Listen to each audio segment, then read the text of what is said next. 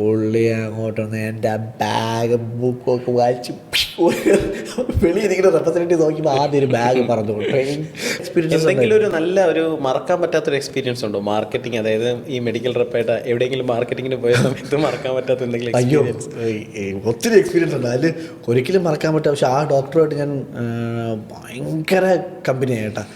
നമുക്ക് എല്ലാവർക്കും ടഫായിട്ട് ബ്രേക്ക് ചെയ്യാൻ പറ്റാത്തൊരു ഡോക്ടർ ഉണ്ടായിരുന്നു. അപ്പോൾ ഇവിടെ സൈക്കാട്രി HOD ഉണ്ടായിരുന്നു. അപ്പോൾ പുള്ളി ഞാൻ ഇതേപോലെ കാണാൻ പോയി, ആദ്യത്തെ പ്രാവശ്യം കാണാൻ പോയപ്പോഴത്തേക്കും പുള്ളി മൈൻഡ് ചെയ്യാതെ പുള്ളി ഇങ്ങനെ ഇരുന്നു. അപ്പോൾ ഞാനെല്ലാം കഴിഞ്ഞ് മരുന്നിൻ്റെയൊക്കെ പറഞ്ഞ പുള്ളി സർ താങ്ക് യു സാർ എന്ന് പറഞ്ഞപ്പോഴത്തേക്കും പുള്ളി ഞാൻ ഇറങ്ങിപ്പോയി. മൂന്നാമത്തെ ദിവസവും നാലാമത്തെ ദിവസം എപ്പോൾ പോയാലും പുള്ളി ഇങ്ങനെ ഇരിക്കുക. ഞാൻ ഒരു ദിവസം സാറൊന്നും മുഖത്ത് പോലും നോക്കണില്ല, ഞാൻ ഇത്രയും എല്ലാ ആഴ്ചയും ഞാൻ റെഗുലറായിട്ട് പഞ്ചുവലായിട്ട് ഞാൻ ഒരു ദിവസം ഉണ്ടെങ്കിൽ ആ ദിവസം പോയിരിക്കും.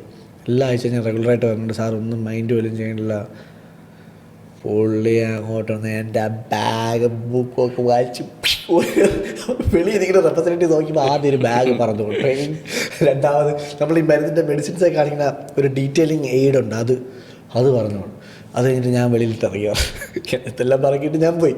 പക്ഷെ ആ സെയിം ഡോക്ടർ പിന്നീട് ഞാൻ സ്ഥിരം പോയി കണ്ട് അപ്പം അങ്ങനെ കണ്ട് ഡോക്ടർ എൻ്റെ ഭയങ്കര ക്ലോസ് ആയിരുന്നു. പിന്നെ